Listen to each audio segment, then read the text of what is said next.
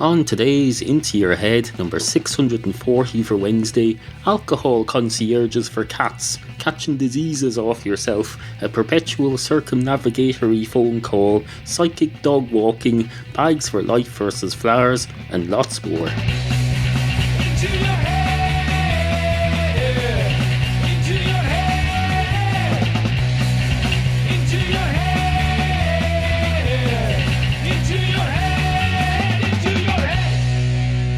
We've a lot to get on with today. Items that need to be attended to, issues that need to be addressed, topics. Oh, topics. We've got lots and lots of topics. We're positively booming to the seams with topics. We've got topics coming out of this. Whatever this is, this broken cup. It's got food dudes written on it. I use it to store biros in. It's perfectly adequate. It doesn't need to be in good repair. They are pretty much repaired it there just by moving the cracked bits together. That'll do. It's perfectly adequate. Things don't have to be in perfect condition if you're using them for something other than their intended use. I have no idea what the intended use of this thing even was. I think there might have been some sort of a food container of some sort. There's not a food container anymore, I can tell you, because I don't eat pens. No. Well, maybe I do. I don't. Well, not any. No, I'm sure I don't. Maybe at some stage in my life I did chew biros quite a lot. No, I'm pretty sure I don't at the moment. Not least because I barely use them at all. This is the 21st century. You don't need to be writing things anymore. We've got buttons and keys and touchscreen keypads. There's absolutely no need to have a writing implement in your hand for half of your working day. No, get with the times. We've got flying cars now. We've got things you can inject into cats to put your name and address on in case they get lost. You don't need to be using a fucking biro. If you're using a fucking biro, why don't you go back, go live with Charles Dickens's and go and, I don't know, go work for Scrooge or something in the 17th century. No. Get a fucking grip. Get with the times. The time being next Wednesday. Next Wednesday at 1 minute past midnight. Into Your Head number 640. Hello. Two cats walk into a bar. One of the cats straight away goes up to the bar counter and climbs up onto the bar stool and says, "Hello, can I have a pint of your finest?" I don't know. What do I want, barman? You're the big expert in this. You tell me what I want.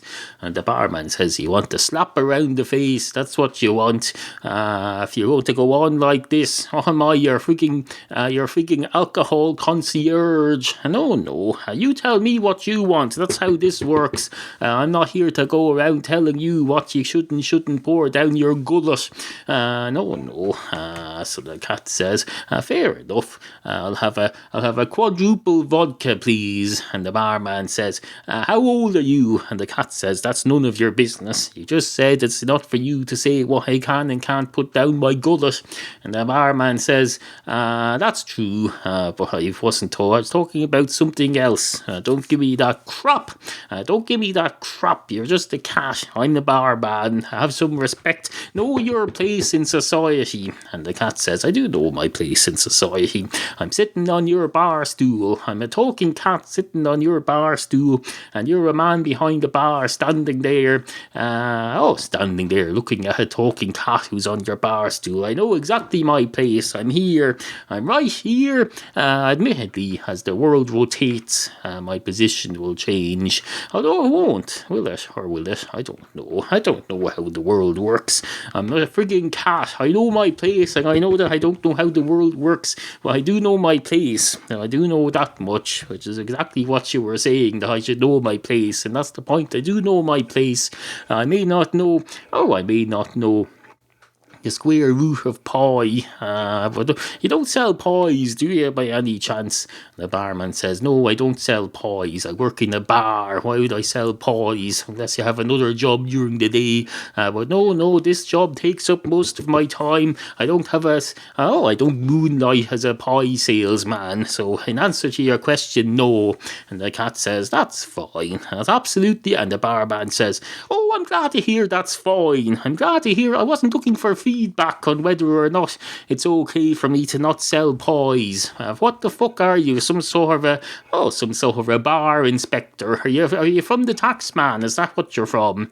And the cat says, have you ever heard of the tax man sending his cat around to do inspections? And the barman says, no, and that's exactly the point. That's the sort of thing he'd do, because he'd be least suspecting it. He'd send around his cat to spy. Probably have a webcam attached to your ear or something. I don't know how the tax man works. I barely even know how this thing works, this tap thing with the beer on it.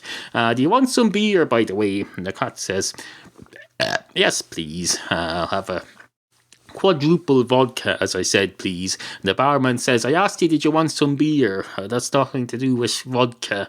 And the cat says, you're the expert, so I suppose. Yes, please, I'll have some beer, some vodka beer, quadruple vodka beer, please, which presumably is 4 pints. The barman says, you'll have what you're given. And the cat says, indeed I will, but that's what I want to be given. So the barman pours him out 4 pints of half vodka, half Guinness, and he gives it to the cat. The cat says, what are you trying to make an idiot out of me or something? This isn't vodka beer. Guinness is not a beer, it's a stout. I asked for vodka beer. And the barman says, fair enough, you got me there. I suppose. The next one's on me. And he puts a pint of Guinness vodka on his head. And the cat says, oh, that's very witty. It's on you. It's on your head there. It's about to fall though, so be careful. And the cat barman takes it down off his head, pours it down the sink and says, I think we're done here. I think we're done. There's other customers here waiting to be served. So if you don't mind, I'll take my leave of this corner of the bar and go over to the area next to you where I believe there's a man sitting there waiting to be served. Hello, sir. What can I do for you? And the man says, would you buy this cat next to me a drink? And the barman says, I will not. It's more than my job's worth to go around buying people's drinks. And the man says, no, you misunderstood me, or I misspoke. What I meant is I'd like to buy this cat a drink. And the man says, I'd rather you didn't, to be perfectly honest. He's got 4 pints of vodka Guinness here already. I think that's enough for any one cat in any one day, in any one universe. And the man says, I suppose that's true. Anyway, have a pint of your finest Guinness, please. And the barman says, certainly, sir. What kind of Guinness would you like? And the man says, oh Christ, is there more than one type now? It's getting like the fucking coffee. I'll have a fucking latte Guinness with sugar, please. And the man says, would you like skinny milk in that? And the man said, I would not like skinny milk. What the fuck do I look like? Do I look like some sort of a cat? And then he looks to the side of him and he says, no offence. And the cat says, none taken whatsoever. I've no idea what you're talking about, to be perfectly honest. I'm just a cat. I'm barely even able to speak. Which itself is a miracle, just being barely able to speak. Not the fact that I'm not able to speak, it's the fact that I'm barely able to speak. That's that much, that I achieved that much in my short life on this planet. I'm only 7, I'm only 7 years of age, and while you may go on some thing about cat years and dog years, it's real years. It's 7 real years. I've only even counted the last 3 or 4 myself. I wasn't counting for the first while. Anyway, on with the show. Monkey nuts. That's what they call them. They call them big steaming dolloping piles of monkey nuts. They call them big shit yielding, arse wiping, table printer sitting on, cardigan hanging over the monitor. What else? Empty cup. formerly full of energy drink. In fact, full of energy drink more than once since the last wash. Note to self: wash this frigging mug, or you'll end up catching syphilis or something off yourself. Can you catch syphilis off yourself? I don't know. Can you catch diseases off yourself? There's a question for you. I suppose you can. If there's dirt on you. Did we talk about dirt earlier, or did I not use that segment? I'm not sure. But I think I spoke about organisms living in the dirt on your body. Well, if that's the case, if you catch disease off that organism, you're not catching the disease off yourself. You're catching it off another organism. So don't get all excited over this. We haven't made some new scientific discovery whereby I've just realised you can catch a disease off yourself. No. You probably can though. Can you? I don't know. Can you catch a disease off yourself? There's a question for you. I should probably ask myself. It would probably be fitting to ask this question of myself. Me, can I catch a disease off you? You being me. Please answer immediately, or else there'll be a silence. Certainly me. I'll answer your question. Didn't understand this, to be perfectly honest, but I'll answer it anyway. Let me answer it with a little tune. Hold on a minute.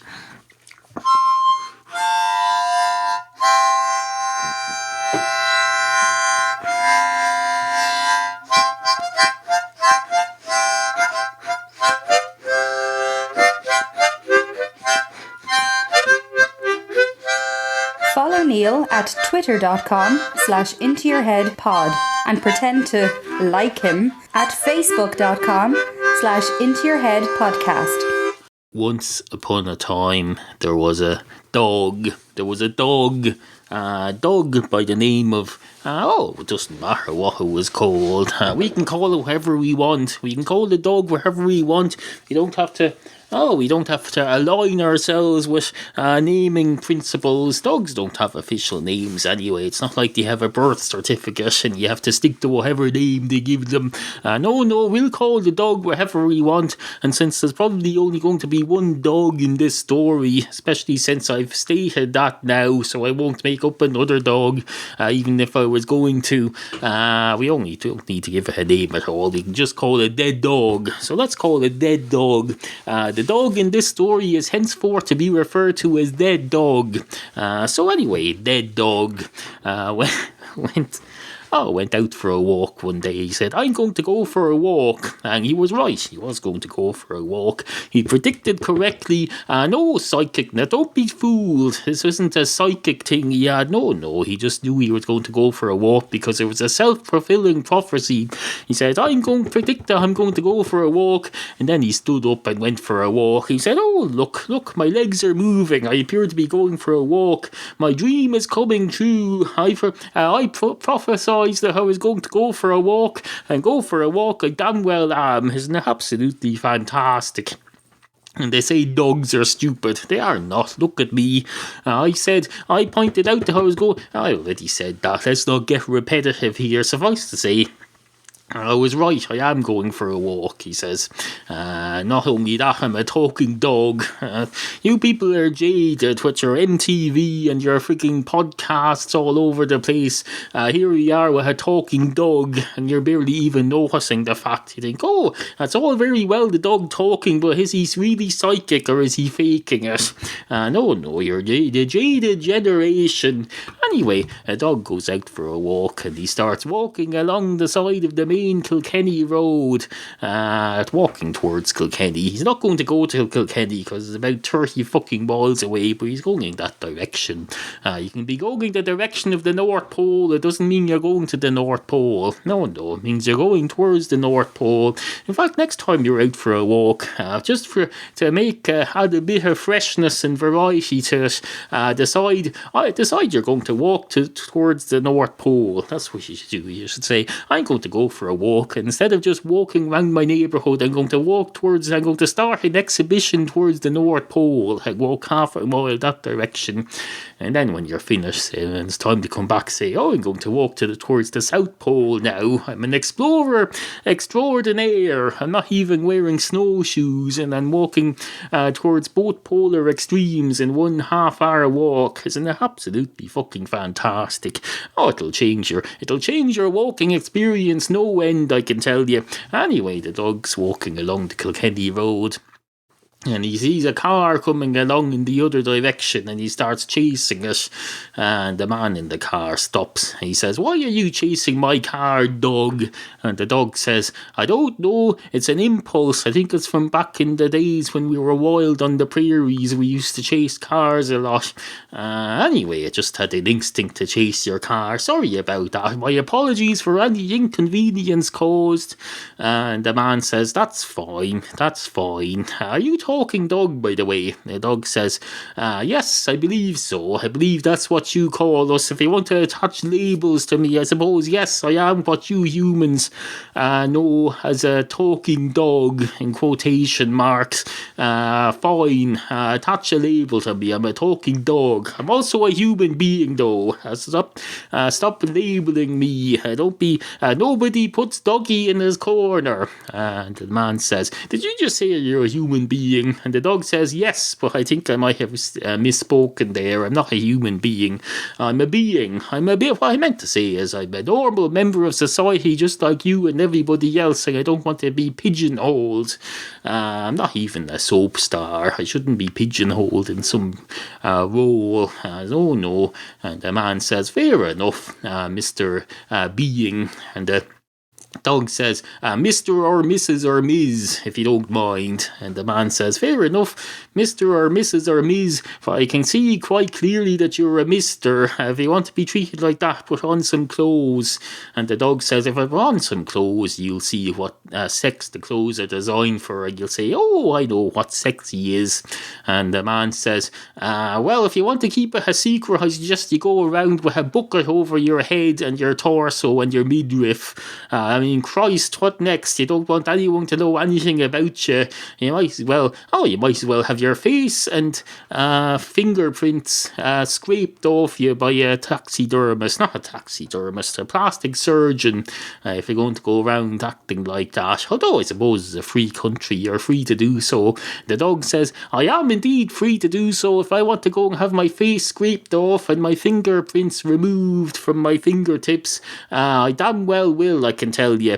And the man says, fair enough. Don't let me stop you." I wasn't trying to stop you anyway. And the dog says, Good, I'm glad to hear it. Here I am out for a walk, minding my own business, and I get called up because I might at some point want to have my face removed by a plastic surgeon. It's none of your business. You're not even my owner. Do you even have a dog? The man says, "No, I have a car though. It seems to be as good as a dog because you were chasing it." And the dog says, "You have a point there. You have a point, I have to admit. A point of your finest intellectualizing, aren't you great? You big intellectual. Why don't you go home and watch BBC 4 and then watch the news and then go read a book in bed until you fall asleep?" The man says, Maybe I will. I might just do that." And the dog says, "I believe you will. I'm predicting it because I'm psychic." And the man says, "Fair enough. Just to prove you wrong now, I'm not going to go home. I'm going to stay out here all night at the side of the road." And the dog says, "Fair enough. Can I sit with you just to make sure?" The man says, "Certainly, young dog, you may. And a great night is had by all." Into Your Head comes out Wednesdays and Saturdays. Need more? Subscribe to the free reruns and extras feed and shut your stupid ugly face. See intoyourhead.com/archive for details. Remember, we value the opinions of you, the humble and ignorant listener. Email studio@intoyourhead.com. Support the podcastual arts at no cost to you. Just click through the Amazon link at intoyourhead.com whenever you go shopping for anything, even if you use Amazon UK or Canada. We'll take your weird foreign money here. We're not proud. Just visit intoyourhead.com and click on the appropriate Amazon banner. Monkey nuts, that's what they call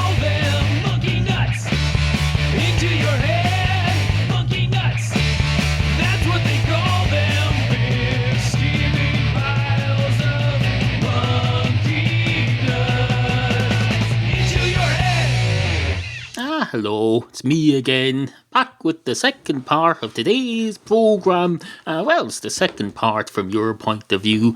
From my side, it's about the 12th part. There's been several small parts involved here, all edited together for your convenience though, so you don't have to worry about it. In fact, you don't even have to worry about this being the second part. No, it's not really a part at all. It's only the other side of the semi-commercial break. So it's not really a part. It's not like you have to put in another. It's not like you have to turn around the record and put the groove on the other needle. No, you don't have to worry. This all comes as a ready-made package. I'm here last Sunday as we speak, putting it together, getting it ready to put up on the internet, editing it into a program, as we call it. A program, not a computer program. No, I'm not that advanced and sophisticated. All I know how to make is audio programs. I don't know how to arrange ones and zeros in a way that automatically does something. No.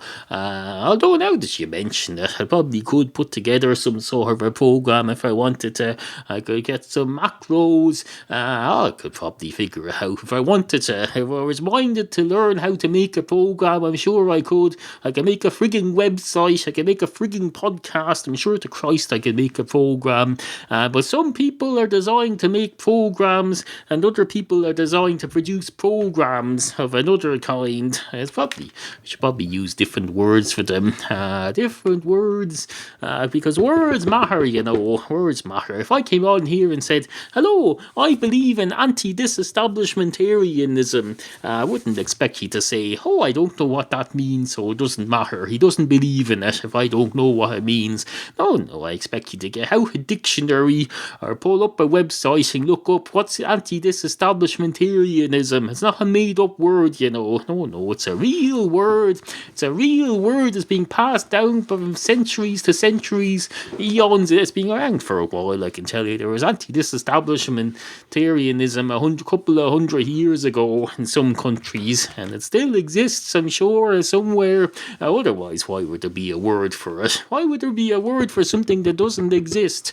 I can't imagine why. If you had a word long enough, I'm sure it could go all the way around the circumference of the earth when written down and joining up with itself, and then you wouldn't know where to stop saying it. That could probably be problematic, but it's not on the verge of happening yet. No. I know it may well happen with website addresses soon. They're getting so frigging many of them. We're going to start having to make them longer and longer and longer and longer and longer and longer until the words longer and longer go all the way around the circumference of the planet. And we'll say some tech guy will ask the registered computer www website address registry people. He'll ask them, how long does this website address have to be now to qualify for your registry? And they'll say, it has to be longer and longer and longer and longer and longer and longer. And they'll go on saying longer and longer and longer until the words join up with themselves. Not written down, of course. They're saying this over the phone. But the phone audio signal will be such a long wave that it'll reach all the way around the planet and join up with itself. So it'll never stop. And they'll be stuck on their phone forever. They'll be stuck in this interminable phone call. It'll be like the phone call version of Groundhog Day. Except it'll be different because they won't want to have to pay for their rights to make another Groundhog Day. You don't want to have to pay for movie rights every time you make a tech support call, No.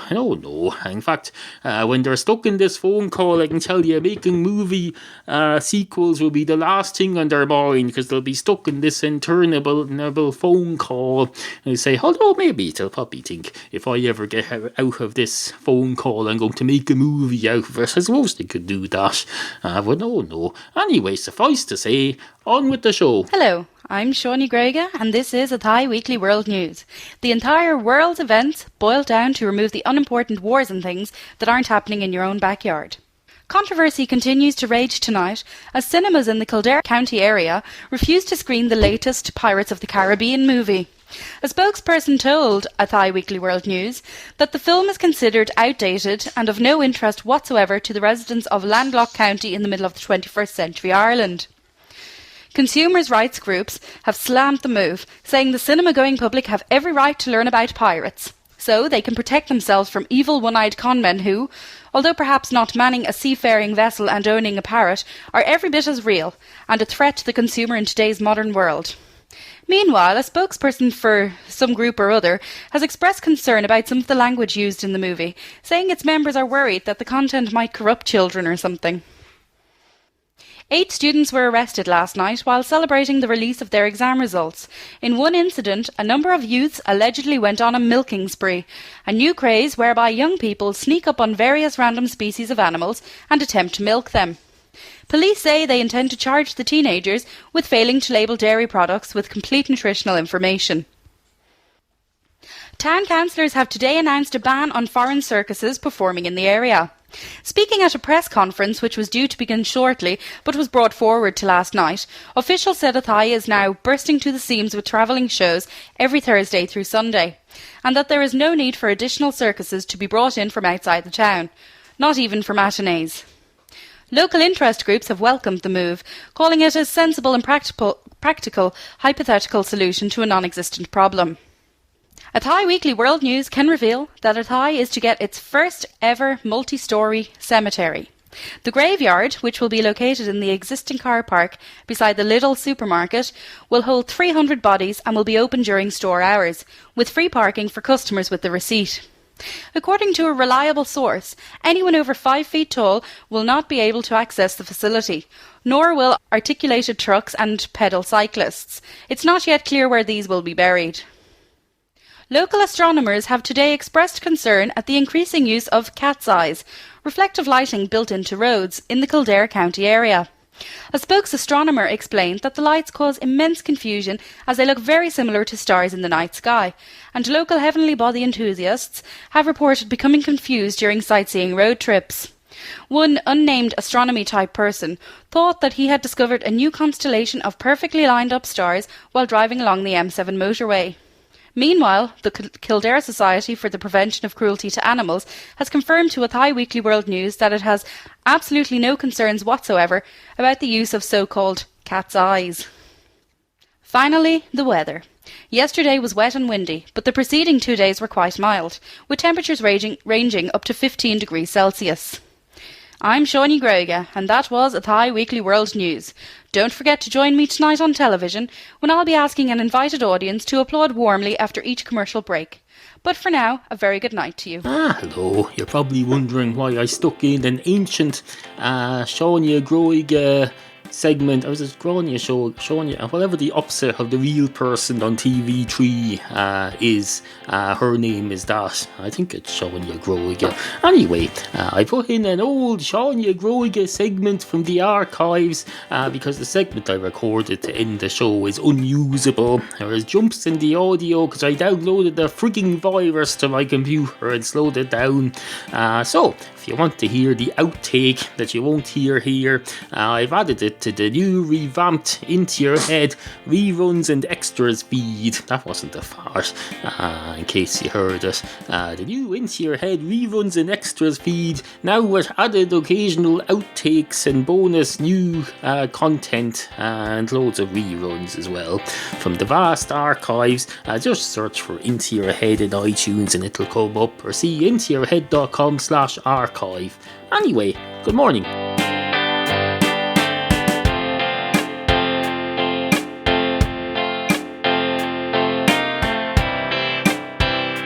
Sid, Bowsy. Sid. Good cat. IntoYourHeadPodcast.com